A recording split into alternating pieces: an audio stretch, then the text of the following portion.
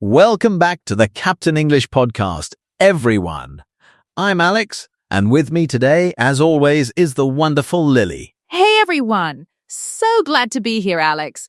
We've got a really juicy topic today for anyone out there struggling to really take their English to the next level, especially when it comes to fluency. Absolutely, Lily. Today, we're diving deep into do these 6 things every day to become fluent in English. And honestly, when we talk about fluency, it's not just about grammar or vocabulary, is it? It's about that natural flow, that confidence. Exactly. It's about not having to translate in your head, not fumbling for words, and just expressing yourself authentically.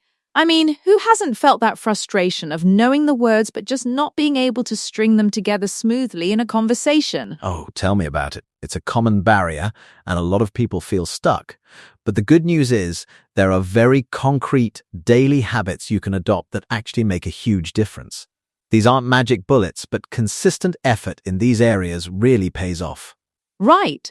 So let's kick things off with our very first tip, which might sound super simple, but it's incredibly powerful. Read out loud. Read out loud.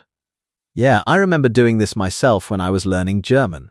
It felt a bit silly at first, just me in my room reading to myself, but the benefits are immense. It connects the written word to the spoken sound.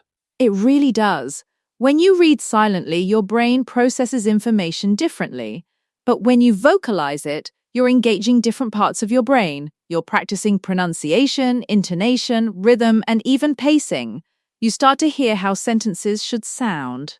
And it helps you catch those weird sounds that don't quite make sense when you've only seen them written, like through versus though versus tough. Visually, they look similar, but sound-wise, they're worlds apart. Totally. Plus, it builds confidence. You get comfortable hearing your own voice speaking English, which is a huge hurdle for many learners. Start with anything, an article, a chapter from a book, even social media posts. The key is consistency. Absolutely. Just 5 to 10 minutes a day can make a noticeable difference over time. Okay, moving on to our second tip, which builds on the first and is arguably even more direct for pronunciation: shadowing. Shadowing. This is a game changer. For those who aren't familiar, shadowing means you listen to a native speaker and try to mimic exactly what they say, almost at the same time, like a shadow. Exactly. You're not just repeating after them, you're trying to match their rhythm, their intonation, their stress, their pauses, everything.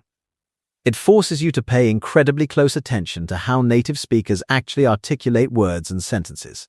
It's like an intense vocal workout for your mouth muscles, which, let's be honest, can feel pretty awkward at first. You might feel like you're doing a weird accent, but that's the point. You're stretching your mouth and tongue into new positions to produce unfamiliar sounds. And it's amazing for reducing that foreign accent, or at least making your speech more comprehensible and natural sounding. Find a short audio clip, maybe a few sentences from a podcast, a movie scene, or even just a YouTube video.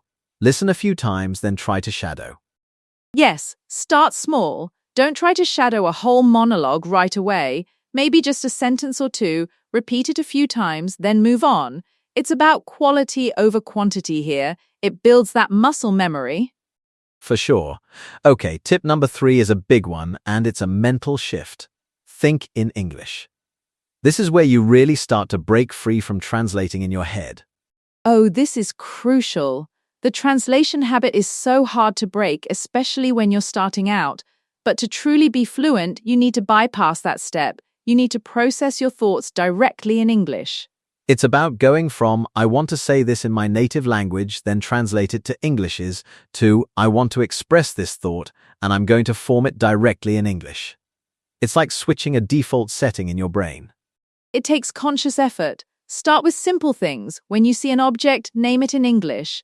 If you're planning your day, try to plan it in English in your head. What am I going to do next? I need to grab my keys and head out.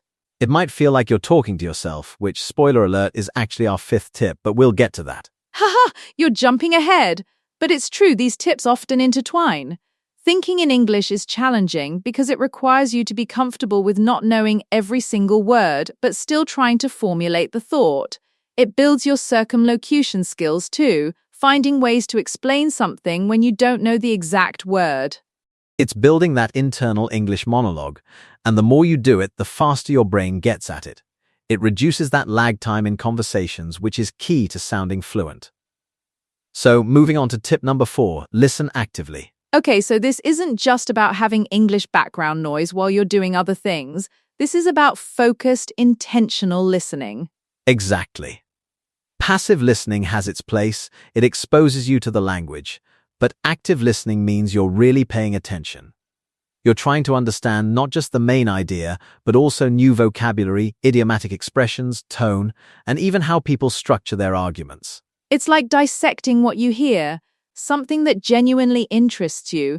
Listen once for the general idea, then listen again, maybe with a transcript, and really zoom in on specific phrases or words. You can even pause and try to predict what the speaker will say next, or summarize what they just said. It turns listening into a truly interactive exercise, not just passive consumption. And it dramatically improves your comprehension. You start to pick up on nuances, on unspoken cues, and on the rhythm of natural conversation. Plus, you'll naturally absorb new vocabulary and context, which makes it much easier to remember and use. So, instead of just putting on an English song, really listen to the lyrics. Instead of just watching a show, try to follow every conversation without looking at the subtitles right away. Push yourself. Definitely. Okay, Alex, ready for tip number 5? And you already hinted at it, talk to yourself. Ah, yes, my favorite. This one sounds a bit eccentric, I know. People might think you're crazy. But honestly, it's one of the best ways to practice speaking without any pressure or fear of making mistakes in front of others. It's like having a free, patient, and available conversation partner 24/7. You can narrate your day, describe what you're doing, practice explaining a concept, or even have a mock argument with yourself. I used to do this all the time. If I was cooking, I'd describe the steps in English. First, I'm chopping the onions, then I'll saute them in olive oil. It might sound basic, but it builds that habit of forming complete sentences and using functional vocabulary. And it gives you immediate feedback. You might stumble on a word or realize you don't know how to say something. That's a good thing. It highlights gaps in your knowledge that you can then look up later. Plus, it helps solidify the vocabulary and grammar you've been learning. You're actively producing the language, not just consuming it. It turns passive knowledge into active, usable knowledge. You can even record yourself talking to yourself, which is a bit meta but incredibly effective for self-correction. Listen back and identify areas for improvement. Which leads us perfectly into our 6th and final tip, and it's a crucial one that many people shy away from. Review your mistakes. Oh yes, mistakes are not failures, they are data points. They tell you exactly where you need to focus your energy. But if you make a mistake and then immediately forget about it, you're not learning from it. Right. It's about being proactive. If someone corrects you, don't just say thank you and move on. Take note of it. If you're talking to yourself or writing and you pause because you're unsure about something, that's a red flag. Go back and check. Keep a mistake journal or a simple note on your phone. Jot down the specific error you made, the correct way to say it, and why it was wrong. Maybe it was a grammar rule, an incorrect preposition, or a mispronounced word. And then revisit those mistakes. Actively practice the correct forms. Incorporate them into your next talk to yourself session or your next reading out loud. The goal isn't to avoid mistakes, it's to learn from them so you don't repeat them. It's about turning those weaknesses into strengths. Every mistake you correct is a step closer to fluency. It shows you're engaged, you're paying attention, and you're actively trying to improve. So, to recap these 6 powerful habits: read out loud, shadow native speakers, think in English, listen actively, talk to yourself, and review your mistakes. None of these individually are going to magically make you fluent overnight. But when you combine them and commit to doing them consistently, even for just a few minutes each day, they create a compounding effect. They build on each other, reinforcing different aspects of the language.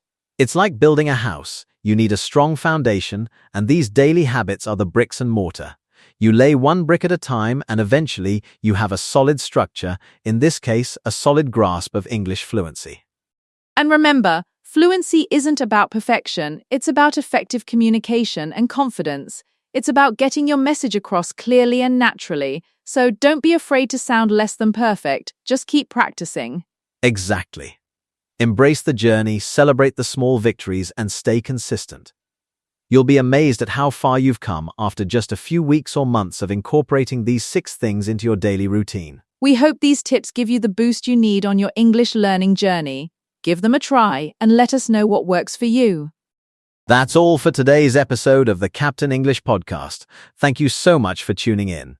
If you enjoyed this episode and found it helpful, please do us a huge favor and subscribe to the channel. Your subscriptions really help us grow and bring you more great content like this. So hit that subscribe button, leave us a review, and we'll catch you next time. Bye for now. See ya!